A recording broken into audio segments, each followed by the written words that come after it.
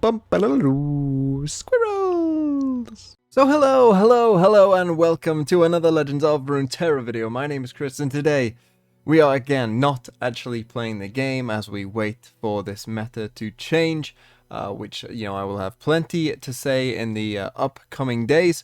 So today we're going to talk about, something a little bit different again. 2 days ago, I made a video on why Swain was the best champion in the game, and that was very well received. And it was very, I think it shows how good of a design Swain is that no one disagreed. Everyone in those comment sections, or at least when I last checked, was Swain is at least one of the best. No one has issues with Swain. No one has issues with calling him the best design champion, which to me is kind of like, a bit of an eye-opener. Normally when you say things like that, there'll always be some pushback. But nope, Swain is the best design champion in the game. Then yesterday I made a bit more of a controversial video, perhaps, where I called Noxus Targon, the least synergistic region combo in the game. And, this one got people riled up a bit because, of course, there are synergies between Noxus and Targon. Maybe I didn't fully explain my point as well as I could have. But to me, it's still somewhat, I still believe that there is no intended synergy between those regions. And I think today I'm going to touch on potentially one of the reasons why that is. And it basically comes down to whether you see Taric and Riven as a synergy or Taric and Lulu. Personally, I think it's Lulu that came out at the same time. They're both support.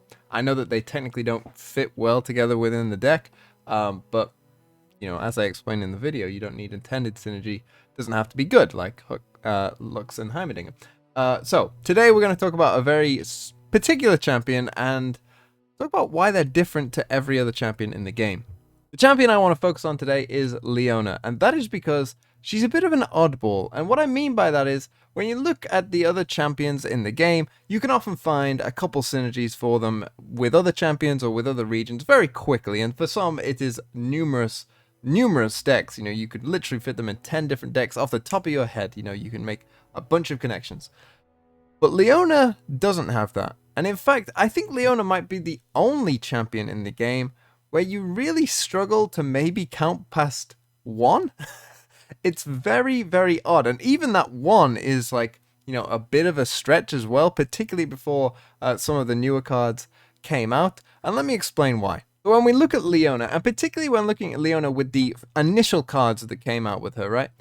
We have Leona here, who has a Daybreak ability, Stun. And of course, all these cards that came out with Leona share the fact that they are Daybreak cards. The next two are Slurry Soldier and Shield Bearer, which both give extra stats that round when they have Daybreak. Slurry Priestess came out initially as well. This is an Invoke card that, has very weak stats.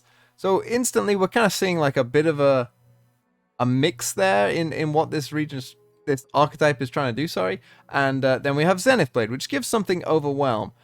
Well, none of these units really want Overwhelm, and it's okay on Leona and it's okay on Raven, but not great in any way. And this is the only one that draws a card, although others do create cards like Priestess and Ravun. Then we have Morning Light, which, perhaps is the most synergistic of all of them by activating all of the Daybreak effects at once. Suddenly Ravun has a very, neat effect for the Daybreak archetype. He kind of fits what you would imagine a card wants to be. Then we have Sun Guardian and Sunburst, which, are like okay cards. Sun Guardian is great. Sunburst can be okay in certain situations. But those were the first cards that came out, and you can instantly see that there's already a big disconnect between them. It's like these two are kind of on their own, and Priestess is kind of on her own, and Zenith Blade is kind of on its own, and Ravun is trying to tie it all together but maybe doesn't quite, and Leona doesn't really fit what exactly the others want to do. And those were the first cards that came out.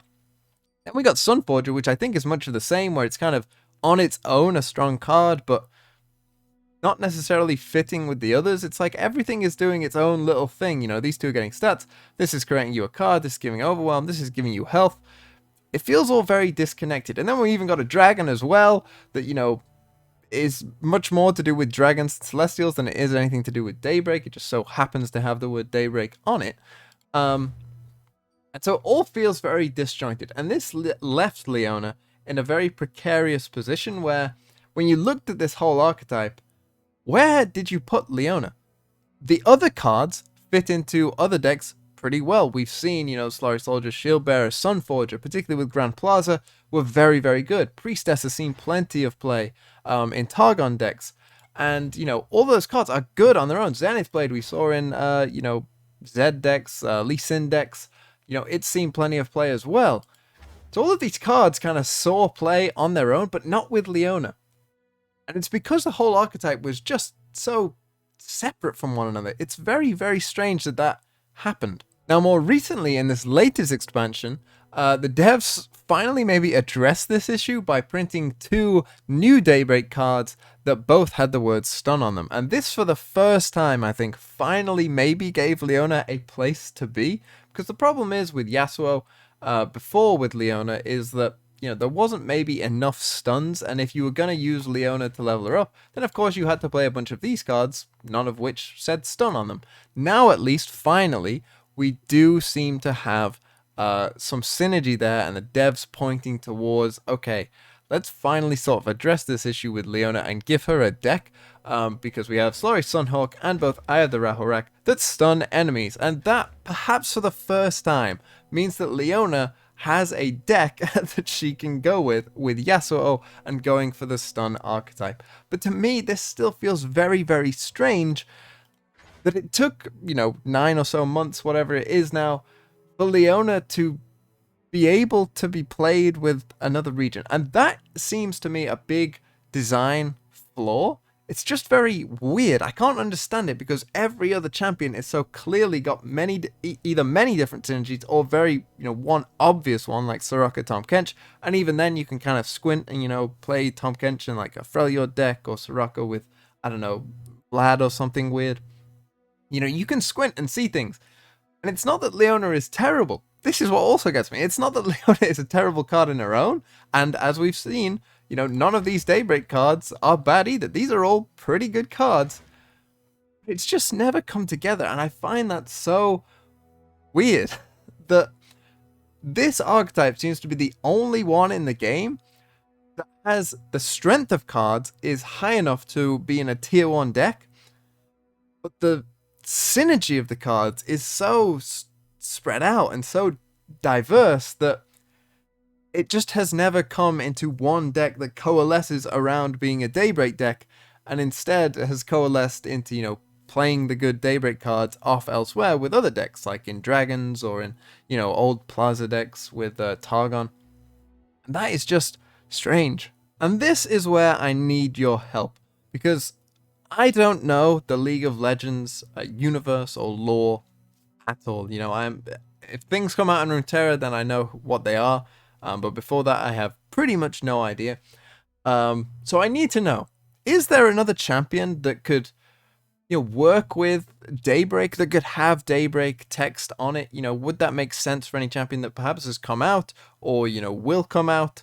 And, maybe there was some just disconnect there, because this to me has all been very strange that, they set up a Nightfall deck like that, Nocturne, Diana, done, sorted. There's a Nightfall deck for you. They even added Aphelios as well as a third Nightfall champion. Is there no Daybreak equivalent, I guess would be my question to you, because it seems like Leona is lost, and maybe Leona could use with a slight buff of her own, to make her a bit more threatening, particularly her leveled up form.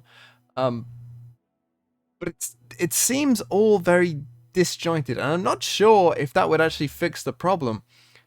Because I think what you would end up with, potentially, if you buffed Leona, is a deck of, like, good cards on their own that have a same word on them, but, maybe aren't that good.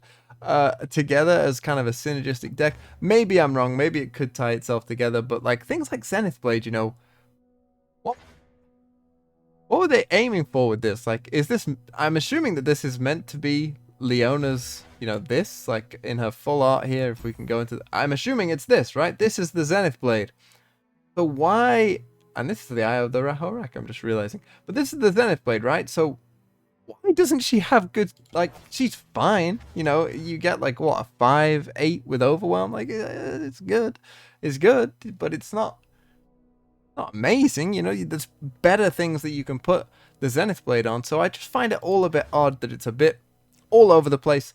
And that's really all I wanted to say, to be honest. So thank you so much for watching this little ramble, this little rant about the black sheep amongst the others in terms of champion design.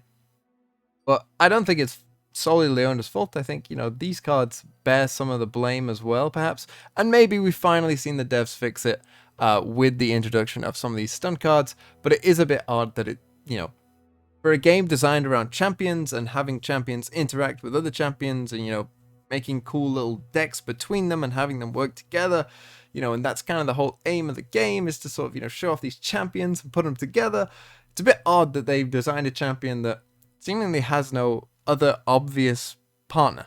And so that's all I really wanted to say. Thank you so much for watching. Please leave a comment about what you think, where you think Leona was designed to go, because normally these champions pair with other regions as well, and I cannot figure out which region Leona is meant to synergize with, apart from maybe now Yasuo, maybe Noxus with the stun things as well, but I'm not really sure. So thank you so much for watching, and have a really nice day. I'll be back tomorrow with another Legends of Runeterra video, I'm sure. Not sure if we'll play the game or not. Who knows?